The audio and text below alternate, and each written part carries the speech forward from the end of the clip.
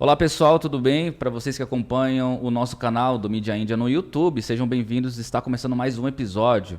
Do lado de cá tá eu, Eric Marque Terena, do outro lado, Erisvan Guajajara. Como é que vai, Erisvan? Tudo bem? Tudo bem, então aqui mais uma vez com uma convidada especial, né? Parente que é de casa. Né? Todo mundo já deve conhecer ela, né? Deputada Joênia Wapichana. Bom dia, né? A gente está fazendo esse programa hoje no período da manhã. Seja bem-vinda ao nosso programa. Caimim Manauã, Pucudanã. Bom dia para todos, para todas. Bom dia, bom dia. Eu quero aqui fazer uma breve apresentação sobre a deputada Joênia, ela que é da comunidade indígena Truaru, da Cabeceira, região do Murupu, município de Boa Vista, pertence ao povo indígena Wapichana, o segundo maior povo do estado de Roraima. Formada em Direito em 1997 pela Universidade Federal de Roraima, passou a atuar em defesa das comunidades indígenas por meio da Assessoria Jurídica do Conselho Indígena de Roraima, o CIR. A sua formação lhe concedeu o reconhecimento de primeira advogada indígena do Brasil e a atuar pelos direitos dos povos indígenas. Depois da sua graduação em 2011, Joênia Wapichana buscou aprofundar a formação na área e encarou o mestrado na Universidade do Arizona, nos Estados Unidos, onde cursou através de uma bolsa da Fundação Fulbright e atuou também no Conselho Indígena de Roraima, o CIR, ao longo dos 22 anos no Departamento Jurídico. Nesse trajeto, junto à organização indígena, participou também e ocupou de vários espaços importantes, como o Conselho do Desenvolvimento Econômico e Social, o CDES, e o Conselho Nacional de Biodiversidade, CONABIO, dentre outros importantes no Brasil, além de estar diretamente ligada à defesa dos territórios, principalmente na região de Roraima. Né? Um histórico muito importante, né, na trajetória do nosso povo, né, enquanto indígena no Brasil. E eu queria justamente já começar a nossa entrevista perguntando, né, de onde surgiu essa vontade de trabalhar pelos direitos indígenas?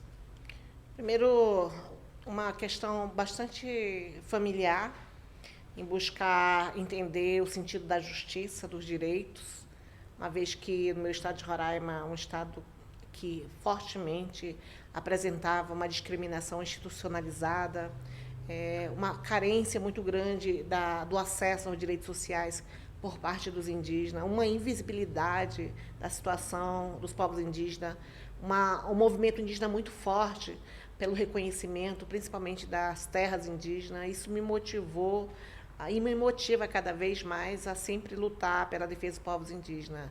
E o encorajamento também da família, das lideranças indígenas, sempre foram presentes. Quando eu me formei, havia uma expectativa muito grande por parte das lideranças indígenas. Eu lembro até hoje, quando eu me formei, fui apresentada ao Conselho Indígena de Roraima, onde agrega diversas lideranças indígenas, diferentes etnias, diferentes regiões.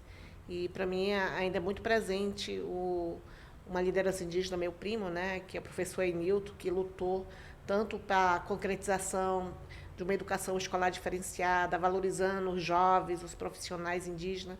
E esse, para mim, foi um marco muito importante, em dizer que nós precisamos valorizar os nossos profissionais indígenas, principalmente encorajar a terem uma atuação profissional na defesa dos povos indígenas através de suas organizações. E esse foi um ponto de partida do meu trabalho, e também sempre o incentivo da organização indígena, do Conselho Indígena, que eu digo que foi e é ainda uma segunda universidade de conhecimento e aplicação dos direitos indígenas. Eu acredito que não tem outra forma de justificar.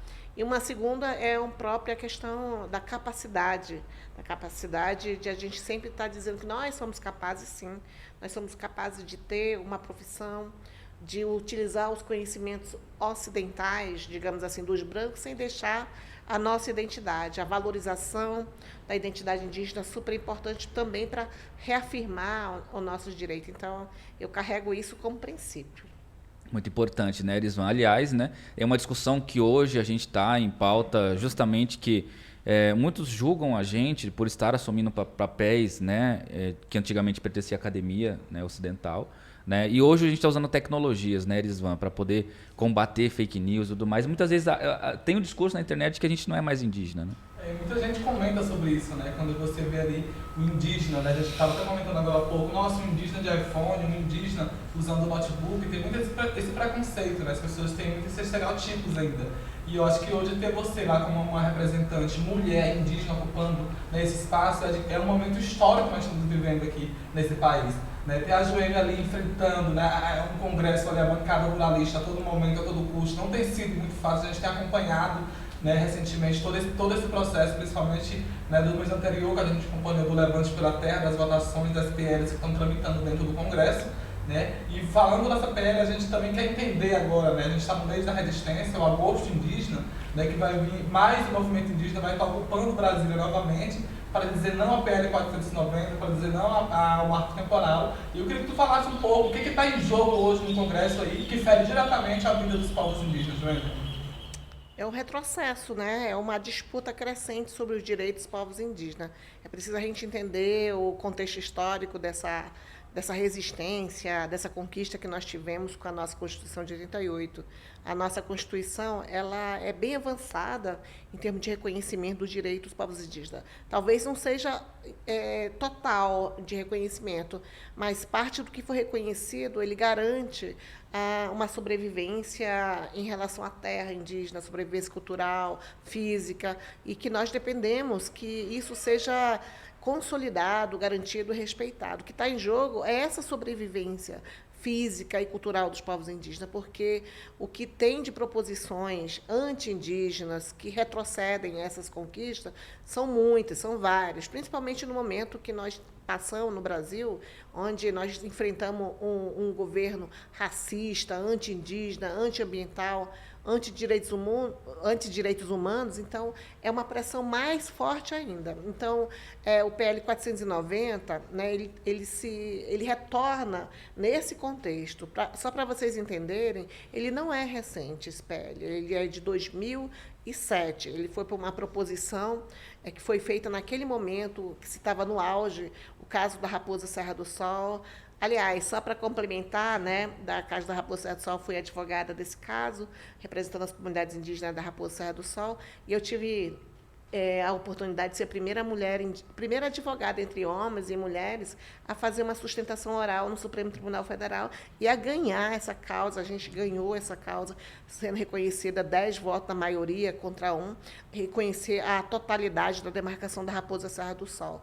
E aí aconteceu o inverso também, porque nesse contexto de pressão, a Raposa Serra do Sol, no seu julgamento de 2008, foi apresentado algumas condicionantes, que nós chamamos de 19 itens, que alguns ministros, né, preocupados em fazer um estatuto da terra, incluíram algumas condicionantes dentro dos seus votos. Daí que nasceu essa questão de marco temporal, que é uma tese, porque eles queriam limitar o caso da Raposa Serra do Sol, porque se brigava área contínua ou não área contínua. O Supremo ele julgou todas as, digamos assim, as perguntas indecisas, se feria a soberania nacional por estar demarcando em área em fronteira, se terra indígena era empecilho de desenvolvimento econômico, se o laudo antropológico era falso ou não, se quem era competente de demarcar terra indígena, se era o executivo ou o legislativo. Então, essas questões foram todas resolvidas por unanimidade, mas eles incluíram esses pontos, alguns repetitivos à própria Constituição e outros totalmente controversos, né? Nós batemos em cima, mas ficou esse item específico para a Raposa Serra do Sol. O primeiro ponto é esse. O PL nasce nesse contexto, né? Mas só que o texto era outro, era a briga de executivo e legislativo, que o legislativo deveria regulamentar a demarcação de terras indígenas. Em 2009, a Comissão de Direitos Humanos ela teve a oportunidade de analisar. E o relator, naquela época, ele rejeitou esse PL 490. Então, em 2009, nós ganhamos o caso da Raposa Serra do Sol, com todas as condicionantes, mas o Supremo, por maioria, falou que os povos indígenas têm o direito à demarcação conforme os critérios da Constituição, uma demarcação em área contínua. Determinou a retirada de todos os ocupantes. Então, todos os fazendeiros foram retirados da Raposa Serra do Sol e a terra reintegra na posse das comunidades indígenas. Então, foi uma vitória, porque a Raposa Serra do Sol era o caso emblemático naquele momento do país, onde se colocava a questão, esses direitos da Constituição são válidos ou não? E o Supremo disse de uma forma bem clara, são válidos sim. Inclusive, quando alguém no voto escreve sobre marco temporal, mas o Supremo reafirma os direitos originários. Por Sim. quê? Porque tinha títulos de fazendas de 1940 que fazendeiros saíram da Raposa Serra do Sol. Então, não é que é o caso da Raposa Serra do Sol, ele reafirmou o marco temporal. Alguém escreve no voto o que quer. São teses, são teorias. Mas o que aconteceu? Alguns votos que vieram à tona, né, fez com que a pressão da bancada ruralista, do Conselho Nacional de Agricultura, né, fizessem várias provocações no Supremo. Inclusive, naquela época, né, eles entraram com pedido de súmula vinculante, quer dizer, construíam um precedente no Supremo Tribunal Federal para que o marco temporal servisse para outras terras indígenas. Inclusive, através da PEC 215, que era no auge naquele momento, também foi tentado, e o Supremo rechaçou. Teve um embargo declaratório dentro da Raposa Serra do Sol, que foi respondido que aquelas condições, aqueles itens, só serviriam mesmo para o caso da Raposa Serra do Sol. Essa é uma questão. Ficou de 2009 até esse ano, parado. Uhum. Então, 2019, 2018, assume um novo governo Bolsonaro, aliás, desgoverno Bolsonaro, né, que entra aí com toda a força de querer mudar tudo que foi avanço, né? Ele se elegeu com base nessa perseguição aos direitos indígenas. Talvez o desejo dele era minerar, é o sonho dele, segundo ao ouvir algumas reportagens, né, que o sonho dele era fazer mineração dentro de uma terra indígena. Porque talvez ele tenha tido essa experiência no passado, não sei, né? Mas o que a gente viu foi uma campanha que já previa que ele não ia priorizar a questão dos povos indígenas. Chegou no meu estado de Roraima, disse que ia rever a demarcação da Raposa Serra do Sol. Ele sempre se manifestou contra a Raposa Serra do Sol, falou que ia abrir as terras indígenas para garimpo, falou que não ia demarcar nenhum milímetro de terra. Então, nesse governo, com esse programa negativo que tem, a base, lógico, do governo viu uma oportunidade de retornar ao trâmite o PL 490. E foi isso que aconteceu. Ele entra novamente a partir do momento que muda a presidência da CCJ, que veio uma presidente que é base do Bolsonaro, e coloca ele em trâmite, né? Muda a presidente, tanto da Câmara como a presidente da CCJ, inclui ele na pauta. E foi rápido. Por quê? Porque foi em tempo recorde até. Não teve discussão nenhuma, desde 2009 ficou parado. O que aconteceu? Ela mudou o relator Arthur Maia, que é de um partido da base do governo, ele muda o texto.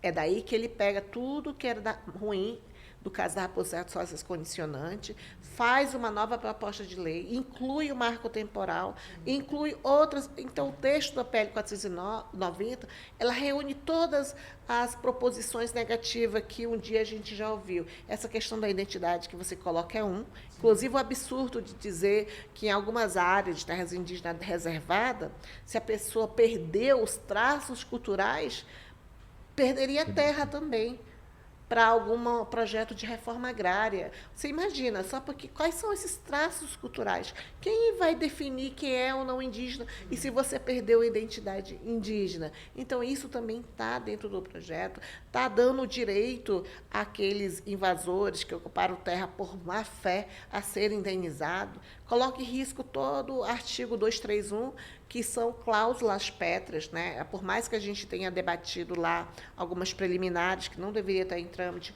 foi passado, tratorado, né? Porque a gente tem um número muito limitante de quem defende os povos indígenas, e aí o texto aprovado foi o texto absurdo, monstruoso, cruel para os povos indígenas, além de passar essas proposições das condicionantes da Raposa Serra do Sol, tá o marco temporal, tá várias modificações da Constituição.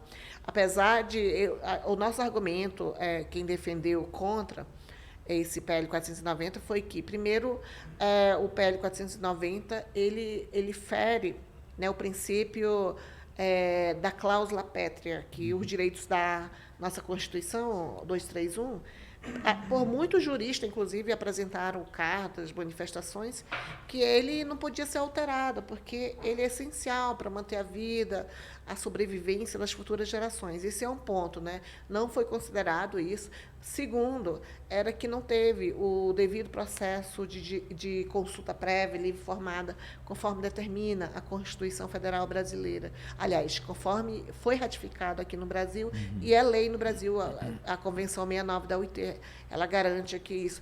A resposta dessas questões preliminares foi que a gente nunca teve esse caso levantado, então, porque não teve, não está no momento de ter, já está atrasado.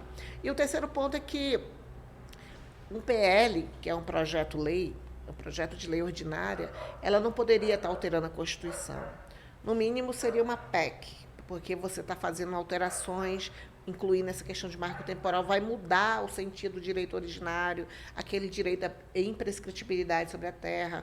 Fala da questão do usufruto, que é uma questão essencial. Hoje a gente vê que o que está em jogo ali é essa disputa sobre as terras, essa questão da bancada ruralista querer cada vez mais usurpar o direito em relação à posse da terra, essa questão do arrendamento de terras indígenas, dizer que é o PL da liberdade. Por quê? Porque existe uma pressão muito forte econômica para avançar para cima das terras indígenas. Então, o usufruto exclusivo foi diminuído, teve redução a partir desse PL 490. Então, lógico, é mudança constitucional. Inclusive, esse artigo 6º que fala da indenização, que eu citei, ele muda todo sentido. Então, o que está em jogo é tudo que é ruim e o direito constitucional dos povos indígenas que está em jogo a partir do PL 490. É uma pauta muito extensa, hein, Joênia? Lembrando, né, que tudo isso, né, usufruto, né, direito de área de preservação, tudo já está previsto na Constituição, né? Os únicos 2 artigos que defendem os nossos direitos, né? Você bem mais sabe mais do que todos nós, né? Já faz bastante tempo que você já está atuando, né, no direito indígena. E uma outra questão também que a gente talvez queria saber, dentro do próprio plenário ali, né? A gente vê o quanto os outros deputados são racistas. Foram quase mais de 8 horas, né, ali na plenária, discutindo, inversão de pauta. Aí a presidente da comissão sai, se ausenta, dialoga com o presidente da Câmara e tal, volta, os deputados já se posicionam com aquele intuito, né, de provocação. E aí, muitas vezes, eles agem com desrespeito entre os próprios parlamentares, né? Dentro dessas ações, assim, né, de não representatividade, até de palavras de baixo calão, quem que faz essa regulamentação dentro da própria plenária? Tem alguém que acompanha isso, né? Por exemplo, né, se alguém vir faltar com respeito com a deputada Joênia dentro da própria plenária, né? Tem um processo que acompanha isso? Tem. Muito porque se encostam com a questão do foro privilegiado, né? Tudo que falam é do debate, né? Teve até briga uma vez, eu fiquei muito surpresa uma vez que teve uma confusão dentro da plenária mesmo, porque o que vocês estão relatando é de uma plenária de CCJ. Agora, imagina a plenária maior, que teve um dos parlamentares armado. Você acredita? Então, assim, já teve casos de um dar um murro no outro ali, enfim. Mas, quando ataca o direito pessoal, essa questão racista, essa questão de ameaça, existe o Conselho de Ética.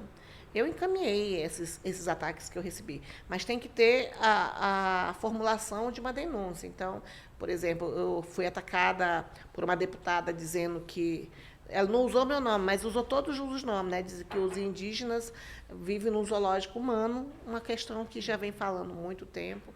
E também essa questão da presidente não dar a voz, ela faz isso constantemente, né? É porque a presidente está presidindo, ela tem essa autorização. O desrespeito mas para ir para o Conselho de Ética tem que ter alguma coisa bem grave, né? Então, se tiver alguma palavra ali que conta pessoalmente, atacar pessoalmente, falar o nome, a gente pode propor isso, né? Por exemplo, outra deputada ali, que ninguém chegou a ver isso, né? Mas quando eu fui para o corredor, a presidente do SEMADES, depois começou a falar, olha, os seus índios são assassinos. Ela falou, meus índios, né? Teve uma maior discussão lá, um bate-boca. Eu estava falando para ela que ela era parcial na condução do trabalho dela, porque ela, como presidente, não poderia estar falando isso, né? E ela disse, assim, são assassinos, sim, saiu gritando no corredor. Então, não é comportamento. Eu peguei, né, também estamos avaliando a imagem, mas tudo isso são encaminhado ao Conselho de Ética. Muitas vezes fica emperrado lá, porque, infelizmente, a base maior do Congresso hoje não está favorável à minoria nem à oposição. Nós somos só 130, que mesmo que vá para a votação é meio difícil, né? Mas a gente faz, lógico, o nosso encaminhamento para esse Conselho de Ética.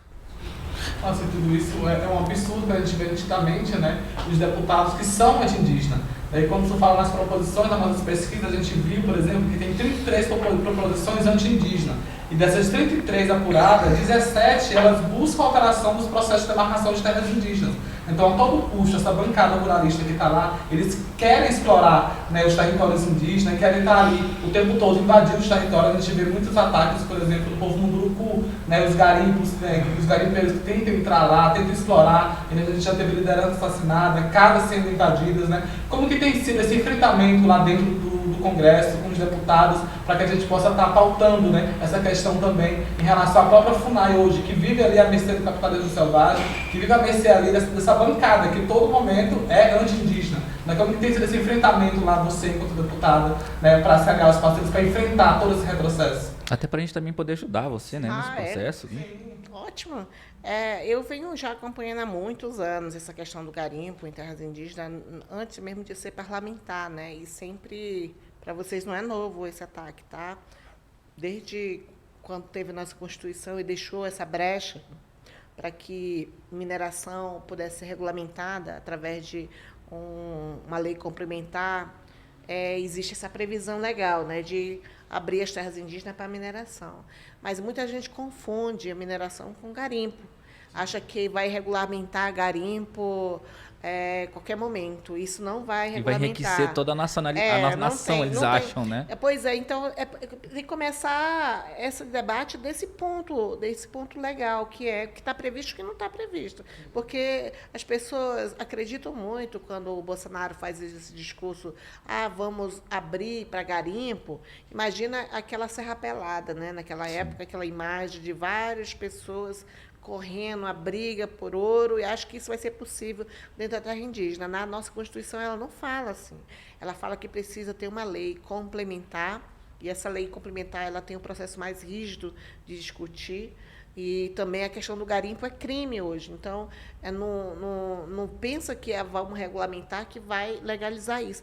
E o que a gente está vendo é uma reversão de debates a partir do governo Bolsonaro, que fica digamos assim, uma irresponsabilidade muito grande, que não quer resolver o problema de invasões de terras indígenas, essas invasões que não são de hoje, né? Lógico, isso com certeza já vem de muitos governos atrás, mas que agravou bastante esses 2 anos com o número de garimpeiros entrando. Então, o que a gente procura fazer é colocar a verdade para que ela seja dita. Do ponto de vista técnico, essa questão da mineração, das falhas do governo, que aí é uma responsabilidade muito grande, e a obrigação dele resolver esse problema de invasão em terras indígenas, acabar com essa questão de encorajar os garimpeiros, porque isso também é crime, e apresentar as denúncias que chegam nas comunidades, né? Nós sabemos do caso grave hoje que está a situação Munduruku e os Yanomamis, né? Os Yanomamis é lá do meu estado de Roraima, inclusive poucos dias atrás, eu apresentei uma solicitação no Alto Comissionário da ONU, justamente para que desse prioridade, porque agora estão atingindo as crianças indígenas, as mulheres indígenas, então estão sendo mortos por uma omissão e uma falta de efetividade em algumas ações, né? Ontem nós tivemos a presença do presidente da FUNAI, na Comissão de Direitos Humanos, sendo ouvido sobre a questão das ações da FUNAI, e deixou claro que a proposição que ele faz para resolver toda a situação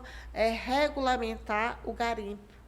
Absurdo. Então, a gente vê, ele falou assim, olha, eu sou bem claro, sou a favor do PL 191, que é a proposição que vai tentar regulamentar, e dizer que, como isso já se arrasta há muito tempo e não tem solução, então é melhor regulamentar, que passaria, digamos assim, os indígenas poderiam estar usufruindo de um royalty ou de alguma contrapartida. Então, assim... Não faz sentido. Não faz sentido, mas por isso que a gente precisa debater, Eric. Sim. Porque tem muitos parentes nossos, né, lideranças indígenas, que não entende isso. Acha que é melhor abrir as terras e ganhar um trocadinho, né, ser explorado, aumentar o nível de prostituição, de alcoolismo em terras indígenas, do que lutar pela terra e tentar uma atividade de autossustentabilidade. É preciso discutir que existe alternativa, sim, econômica, a partir desses valores e princípios indígenas, né? O próprio presidente, ele colocou várias atividades que eu acho que contrapõem a essa necessidade de regulamentar garimpo, uma vez a dizer os povos indígenas estão passando fome e que estão precisando de cesta básica. Então, esse discurso assistencialista, a gente tem que discutir, nós indígenas também, porque que vão fazer muito é nos dividir por esse argumento. Eu falei lá, né, que para apoiar os povos indígenas, a sua agricultura familiar, a piscicultura, os projetos econômicos, não precisa de um PL 490, não precisa abrir garimpo para terras indígenas. Ele pode fazer isso através de programas e políticas públicas. A gente lutou tanto pelo PNGAT, que é o Programa Nacional de Gestão Territorial Ambiental. Lá tem várias propostas de gestão territorial, né? Tem várias iniciativas no mundo todo. Tem a castanha do Brasil, que os uai-uai comercializam. Tem a raposa Serra do Sol, que vem já se desapontando em questão dos gados, né? Tem essa questão das florestas, produto de extrativismo. O próprio projeto que a FUNAI fala e que tem. Agora, o que a gente não pode é abrir mão dos direitos.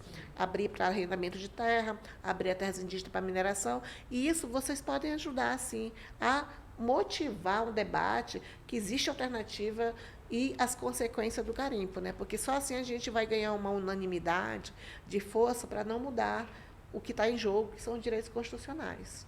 Muito importante essa fala, né, quando você traz, né, de que o governo está querendo imediatamente, né, de forma emergencial até, abrir as terras indígenas para poder extrair a matéria-prima. E depois vai fazer o quê, né?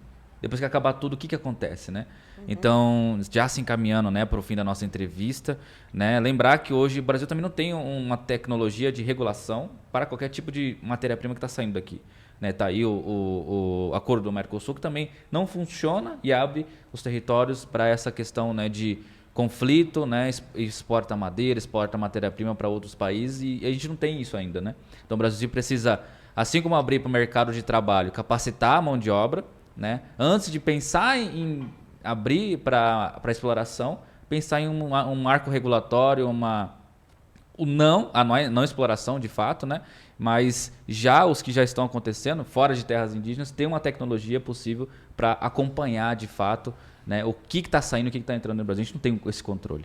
Mas eu quero agradecer pela participação da deputada Joênia Wapichana. Ela tem uma agenda agora emergencial, já tem que voltar para o Congresso. Eu quero agradecer pela possibilidade de você ter vindo aqui no nosso programa, ter falado um pouco mais da sua experiência, também do que tu vive dentro do Congresso.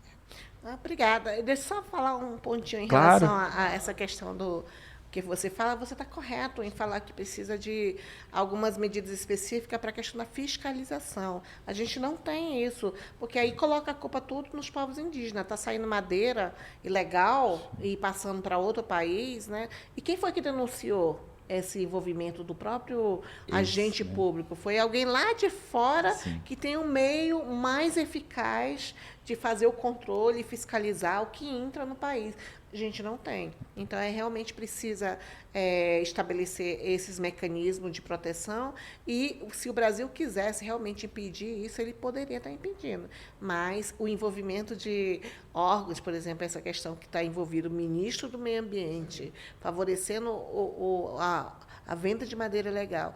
Em relação ao ouro, pode estar ocorrendo isso também. Inclusive, a gente tem que reforçar, porque a Polícia Federal ela faz essas operações, né?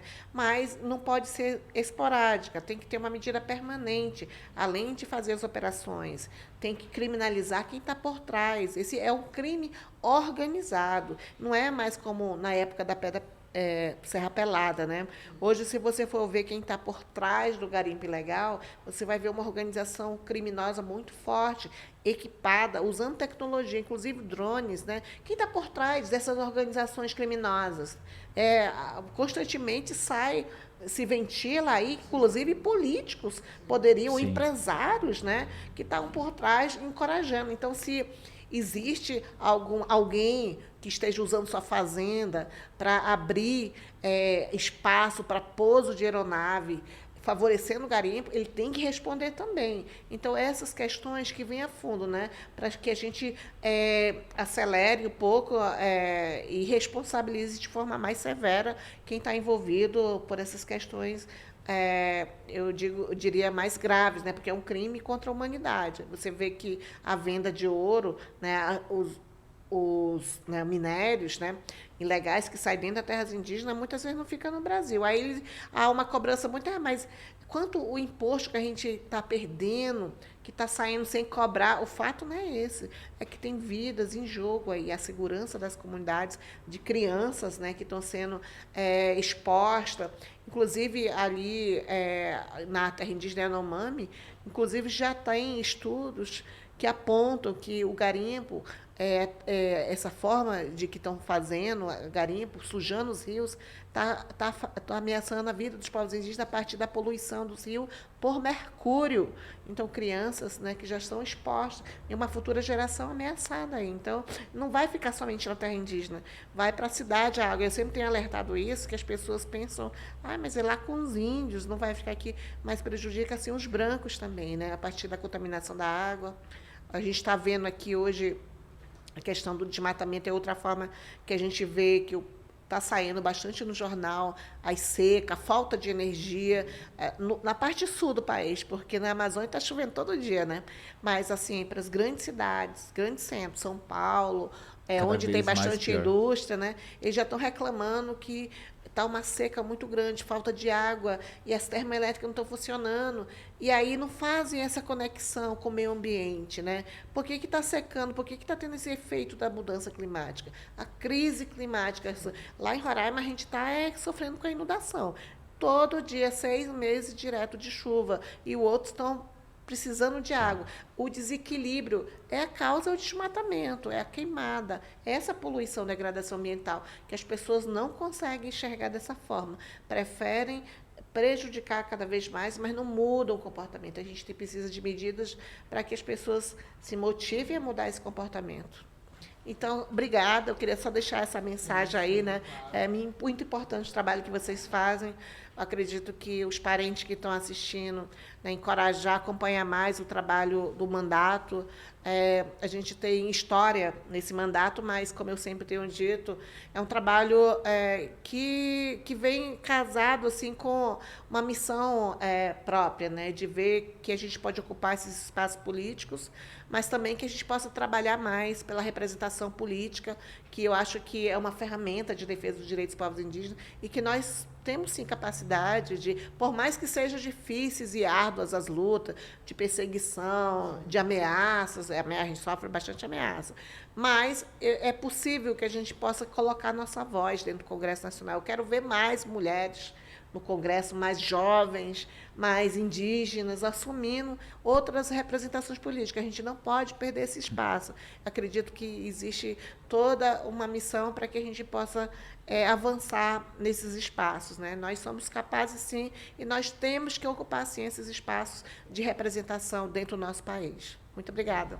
Muito obrigado a você. Obrigado a todos que estão nos assistindo também. Lembrando que a gente vai estar com uma série de programação aí, entrevistando várias lideranças, né? Agora, dia 22 a 28, vai ter a mobilização Luta pela Vida, que vai acontecer aqui em Brasília. Então, vários povos estarão ocupando Brasília mais uma vez. A gente vai estar aí com a programação bem extensa. Então, acompanhe nosso canal no YouTube, né, não, Eric? A gente tem muita novidade para você. Acompanhe nossas redes no Instagram, também Mídia Índia Oficial. O Instagram da deputada Joênia Wapichana. Basta digitar lá no buscar Joênia Wapichana que já encontra. Acompanhe as redes nossas também no Facebook. E a gente se vê no próximo programa. Um abraço a todos, parentes. Tchau.